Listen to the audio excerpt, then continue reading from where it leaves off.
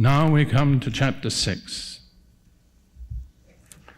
And I will simply give you the Prince version. You don't have to believe it, but I believe that God has made this real to me. First of all, there are the 4 horsemen. We read about each of them. Verses 1 and 2 of chapter 6. Now when the Lamb opened one of the seals, I heard one of the 4 living creatures say with a loud voice, like thunder, "Come." And I want to point out to you right at the beginning that every one of these horsemen were commanded from heaven. They are not the result of things that happened on earth. The initiative came from God. You need to know that. And I looked, and behold, a white horse, and he who sat on it had a bow, and a crown was given to him. That's not a royal crown, but the wreath of a conqueror in the games, like the gold medal in today's Olympic Games. And he went out conquering and to conquer. Now, a lot depends on how you identify that white horse. But I'll say personally for me, over the years, it has become so vivid that the white horse is Jesus Christ riding out through the gospel to all the earth. And I'd like to give you just one passage from Psalm 45, which I think ties in with that. Psalm 45, the first few verses. This is what they call a messianic psalm. In other words, it's a revelation of the Messiah. We'll just read the first 5 verses. To me, this is a description of the one who rode on the white horse. He went out conquering and to conquer. He was undefeatable. There was no power on earth that could defeat him.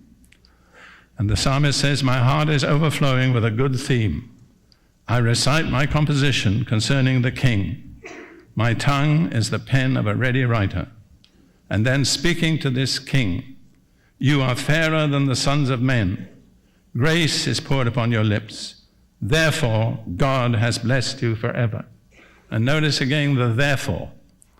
There was a reason why God blessed Jesus, because grace was on his lips. And if you want to be blessed, make sure that grace is on your lips too. Gird your sword upon your thigh, O mighty one, with your glory and majesty. And in your majesty ride prosperously because of truth, humility, and righteousness. Now that's no ordinary human conqueror, because they are not marked by truth, humility, and righteousness. This is a divine conqueror. And your right hand shall teach you awesome things. Your arrows are sharp in the heart of the king's enemies. The peoples fall under you. I believe those are the arrows of Holy Spirit conviction that can pierce human hearts and cause people to fall before him. Now going back to chapter 6,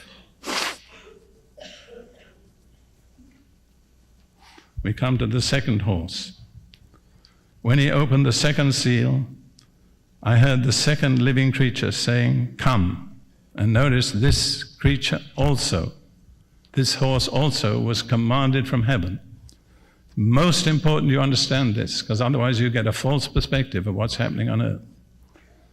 And another horse, fiery red, went out, and it was granted to the one who sat on it to take peace from the earth, and that people should kill one another. And there was given to him a great sword. I understand that to be ethnic conflict. Something released on earth that makes people of one nation group attack and seek to destroy one another. And this is seen almost all around the globe today, in South Africa, North Africa, Israel, Yugoslavia, much of the former Soviet Union. And I predict that there will be no nation on earth which will finally be spared from this. And I would ask you to consider what it would be like if that red horse began to ride through the United States with so many different racial groups.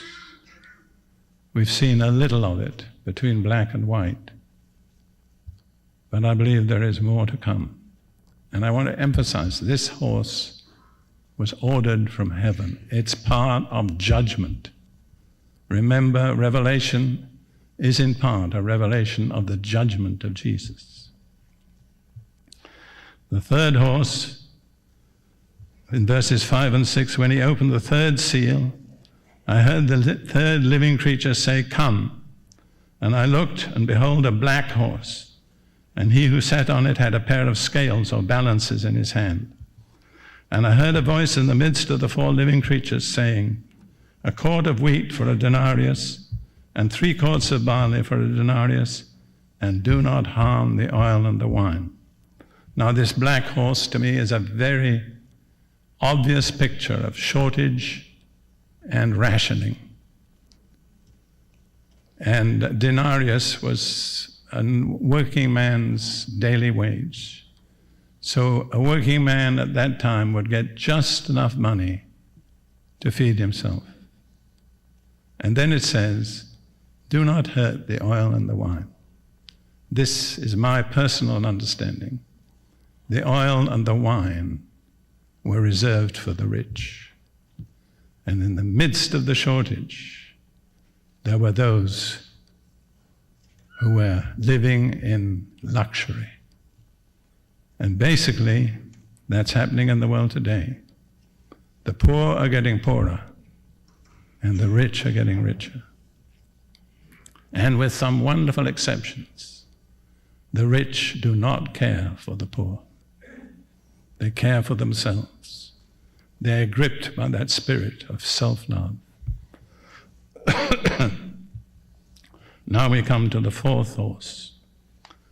When he opened the fourth seal, I heard the voice of the fourth living creature saying, "Come." And I looked, and behold, a pale horse, and the name of him who sat on it was Death, and Hades followed with him. And authority was given to them over a fourth of the earth, to kill with sword, with hunger, with death, and by the beasts of the earth. Now that's an obvious picture of famine and ensuing widespread death. And it says actually it would affect a fourth part of the earth. There were 2 horses. The name of the rider on the first was Death. The second was Hades. Death claims the bodies of men.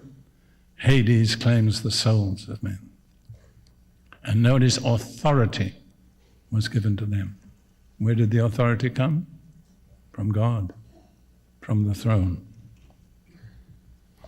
Now, as I meditate on those 4 horses, there is one conviction that becomes stronger and stronger in me.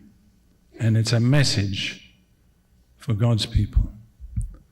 The message is this: the white horse has to stay ahead of the other 3 horses. We have to get there with the offer of mercy through the gospel before these terrible judgments fall on people. And I think I can say that Ruth and I are motivated by a passion to see that white horse get there on time.